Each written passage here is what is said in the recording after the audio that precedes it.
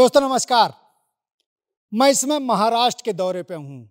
अब जानते हैं यहाँ चुनाव हो रहा है और हमको लगा कि जो महाराष्ट्र का सबसे पिछड़ा इलाका है वहाँ से किया जाए, तो हम आ गए हैं नागपुर।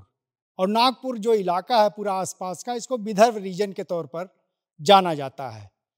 कहने को तो यहाँ जो है किसान हैं और उनको जो है जो खेती करते हैं वो कपास की, सोयाबीन की और गन्ने की, मतलब कहा जाए तो कैश क्रॉप करते हैं, लेकिन पूरा इलाका पिछड़ा माना जाता है।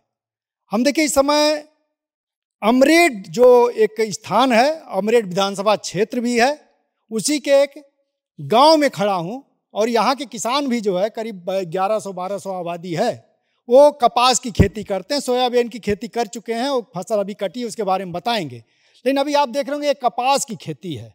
ये जो रुई या सफ़ेद जो आपको चमकती हुई फूल जैसी चीज़ दिख रही है, ये कपास के फूल हैं जो रुई है। और ये जो है यही अभी चुनी जाएगी, इसको तोड़ा जाएगा और फिर इसको मार्केट में बेचा जाएगा। हमको बताया गया कि यहाँ जो है अमरेड जो है वहाँ मंडी है, इसके अलावा वहाँ मिलें हैं कई जहाँ सीधे किसान उनको देते हैं, तो वहाँ से पैसा मिल जाता है। लेकिन ये भले आपको चमकती हुई दिख रही हो, हरी भरी दिख रही हो, सफ़ेद, उसकी सफ़ेदी एकदम झलक रही हो आपको, लेकिन अंदर जो है इसके बड़ी पीड़ा है, बड़ा कालापन है, बड़ा शोषण है और बहुत सारी ऐसी चीज़ें हैं जो किसानों को अंदर से मार रही हैं, दबा रही हैं। और इसी हमको लगा कि जो है इस पर किसानों से ही सीधे बातचीत करनी चाहिए। और हम सीधे आ गए थे नागपुर से सीधे अमरेड के इस इलाके में। मेरे पास देखिए यहाँ इस समय, आप रुकिए, इस समय मैं आप ही से बात करूँगा। तो देखिए एक किसान हमारे पास मौजूद हैं और इनसे बात करते हैं कपास की खेती को लेकर के, खास करके, और भी कुछ चीज़ें जुड़ेंगी। अपना शुभ नाम बताइए। रवि भाऊराव गायकवाड़। रवि भाऊराव गायकवाड़। रवि भाऊराव गायकवाड़। तो आप जो है इसी किस गांव के हैं? गांव का नाम बताइए अपना। दूरखेड़ा। दूरखेड़ा। दूरखेड़ा। तो यहाँ कितनी आबादी है, पहले गांव का बताइए परिचय। आबादी हाँ, संख्या कितनी होगी रहने वालों की? 1100 लोग। 1100। अच्छा, तो जो खेती है उसमें मुख्य जो है खेती क्या करते हैं लोग जो है किसान गांव के? तो खेती का काम करते, कोई कंपनी में चले जाते। अच्छा, नहीं अभी जो खेती कर रहे हैं उसमें क्या कपास, सोयाबीन, क्या क्या खेती करते हैं? सोयाबीन, कपास और तूर। अच्छा, तूर भी। तूर और इसके बाद में चना, गेहूँ। अच्छा। और भाजी पाला लेते। अच्छा अच्छा। हाँ। तो आप जो है किसान हैं, आप जो है आपके पास कितना खेत है? मेरे पास पैसा तो 2 ही एकड़ है। अच्छा, 2 एकड़ है। ये ठेके का है। ये ठेके का है। तो 2 एकड़ में अभी इस साल आपने क्या चीज बोया है? कपास। 2 एकड़ में कपास है। अच्छा, तो अभी क्या स्थिति है आपके कपास की खेती की? कपास की ज़्यादा बोन नहीं है, उसमें कम फसल निकलेंगी। तो अभी जैसे अगर कहें कि 2 एकड़ आपके पास कपास है, उसमें जो लागत आई होगी वो चाहे पानी के रूप में हो, चाहे खाद के रूप में है, या किसी और दूसरे मजदूरी के तौर पर, कितनी लागत जो है लगी है, कितना पैसा लगा है उसमें? तो भी 1 लाख रुपए लगाऊंगा। अच्छा, 1 लाख रुपए लग गया है शुरुआती से। अच्छा, शुरू से पकड़ ले तो 1 लाख लग चुका है।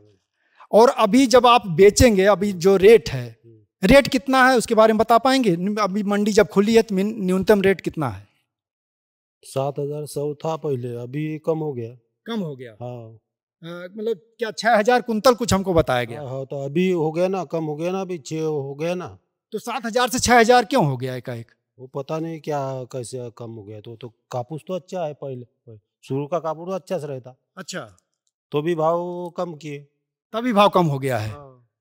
अच्छा, तो अभी आप जो है 1 लाख रुपए लागत दिए, तो 2 एकड़ में कितना आपको मिल जाएगा करीब?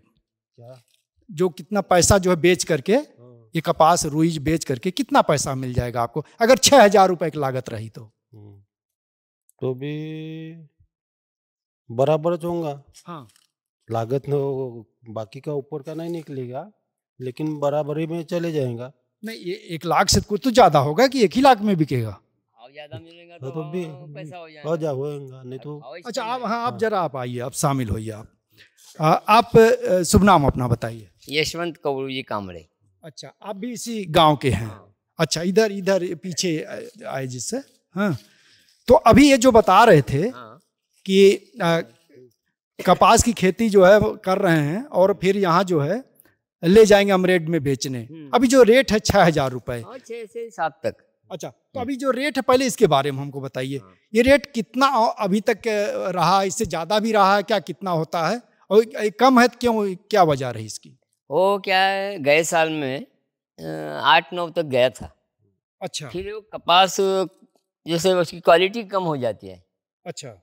कुछ में खराबी आ जाती है, कुछ में बोंड आ जाता है, किस में अड़ी आ जाती है, हाँ। तो खराब निकलता है, इसमें भाव कम हो जाता है फिर। अच्छा, लेकिन इस साल ये पहले से ही शुरू से भाव कम है।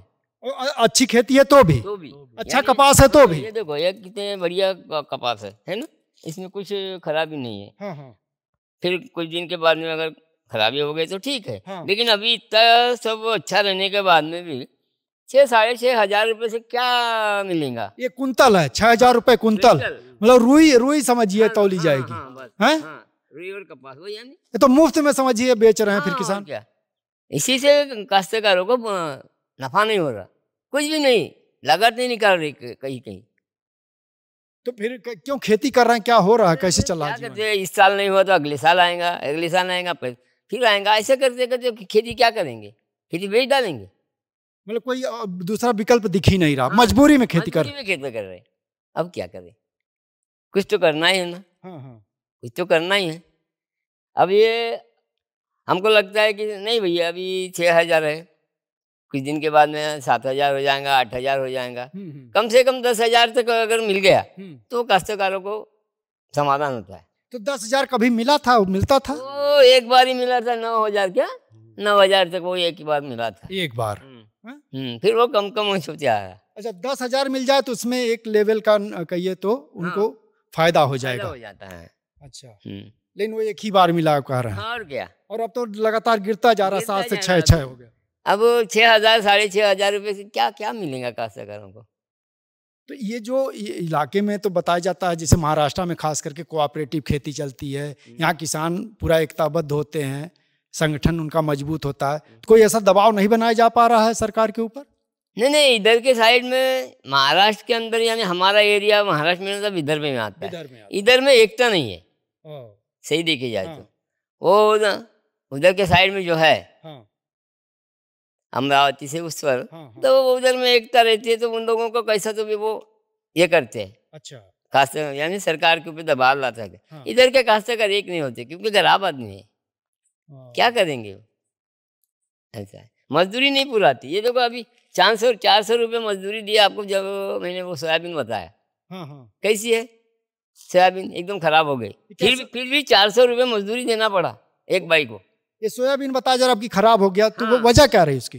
ये यानी बरसात बहुत हो गई इस साल, बरसात बहुत हो गई, वो बरसात के इससे वो फली है गई, फुलवारी हो गया, और वो वायरल जैसा यानी बीमारी हो गई फिर। तो बीमारी की वजह से फिर वो पूरे सूखते जा गए, पूरा नुकसान हो गया। फिर तो नुकसान हो गया, मतलब पूरा जो लागत थी, मजदूरी थी, सब चली गई, वो भी नहीं निकली, वो भी नहीं निकली। किसान तो बहुत परेशान हो गए। एक एकड़ में एक क्विंटल निकला। अब बता, एक एकड़ के लिए वो 10,000 रुपये अगर खर्चा करता है, तो एक एकड़ में एक क्विंटल निकला, एक क्विंटल का 2-2,500 रुपये। अब बताइए अब क्या मिलेगा उसको? काश्तकार इतने परेशान है, कब कुछ पूछो मत, लेकिन क्या करता है। अच्छा, फिर अभी आखिरी में आएंगे आपके पास। आपके परिवार कितना है, आप सदस्य कितने हैं परिवार में? 3 जने। 3 जने। आप, पत्नी और लड़का है। लड़का कितना बड़ा हो गया है? अभी वो 26-27 साल का होगा।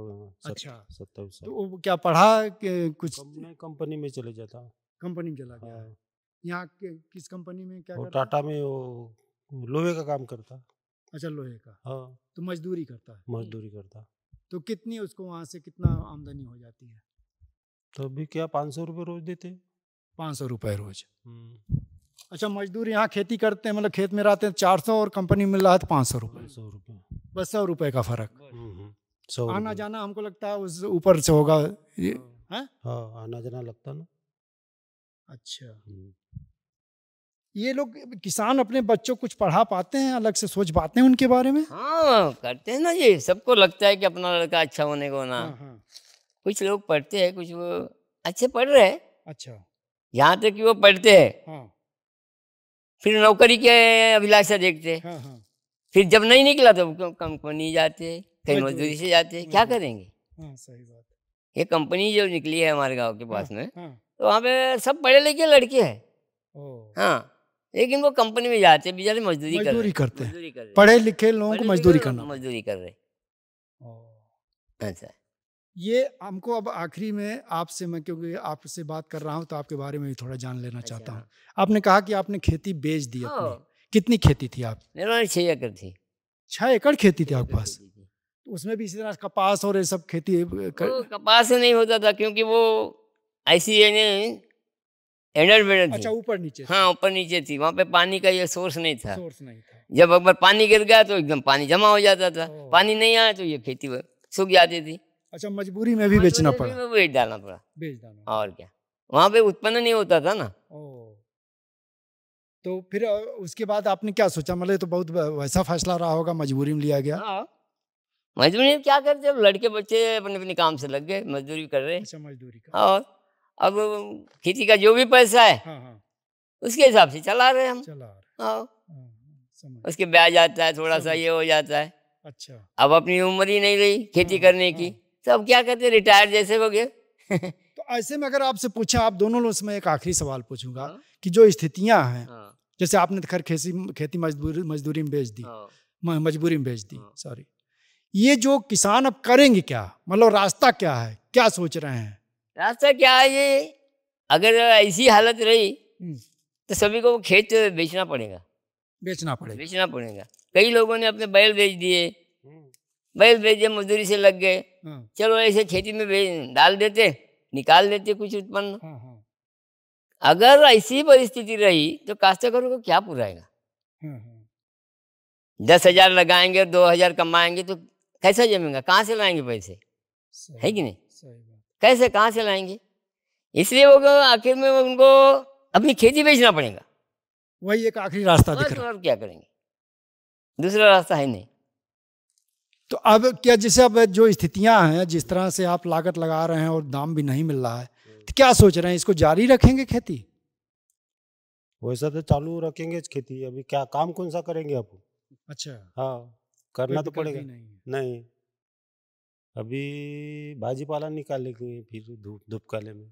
अच्छा, इसमें सब्जी बोएंगे फिर? हाँ, हैं? हाँ, उसमें कुछ एक उम्मीद दिख रही है। हाँ, भाजी पाला। यहाँ पे पानी की व्यवस्था है। हाँ, अच्छा, वो जहाँ जहाँ पानी की व्यवस्था वहाँ कर सकते हैं। हाँ, भाजी पाला ये तो बैंगन। अभी जो यहाँ पानी आप लोग देते हैं खेतों में, कहाँ से आ रहा है? बोरिंग किए हुए हैं? नहीं, यहाँ पानी कुछ भी नहीं। यहाँ पे पानी नहीं। तो कैसे इतना हरा भरा है?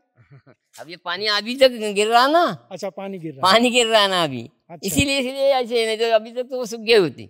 ओ, हाँ, लेकिन इस साल अभी तक पानी गिर रहा था। अच्छा, गिर रहा है। हाँ, बरसात हो रही थी अभी तक। ओ, सोयाबीन जिसके चलते चला गया, हाँ, लेकिन कपास हरा भरा हो गया कहा जाता है। हाँ, हाँ। तो चलिए, कुदरत का अपना नियम देखिए और खेल भी है। सोयाबीन ले लिया बरसात, लेकिन कपास को देखिए हरा भरा छोड़ दिया है। बहरहाल यहाँ जो किसानों की स्थिति है बहुत ही बुरी है। एक नाजुक दौर से गुजर रहे हैं किसान, और आप देख रहे हैं इनके पास मजबूरी का एक विकल्प है खेती के तौर पे जो चल रहा है, लेकिन कभी भी जो है ख़त्म हो सकता है। अब ऐसे में जो चुनाव आ रहा है, जो सरकारें बन रही हैं, उनके लिए किसान कहीं मुद्दा नहीं है। उनके लिए जो एक रूलिंग पार्टी है इस सूबे की भी और केंद्र में भी सत्तारूढ़ जो है, उसके लिए सबसे बड़ा मुद्दा राम मंदिर होता है, हिंदू मुसलमान होता है, और तमाम दूसरे जो है नफरत और भय और विभाजन पैदा करने वाले मुद्दे होते हैं। किसान उनके एजेंडे में कहीं नहीं आता है, और विपक्ष की आवाज़ भी कहिए तो एक बड़े शोर के अंदर दबकर रह जा रही है, या तो एजेंडा बनाने में अक्षम साबित हो रहा है, यही कहा जा सकता है। बहरहाल अमरेट के इस इलाके से जनचौक के लिए मैं महेंद्र मिश्र।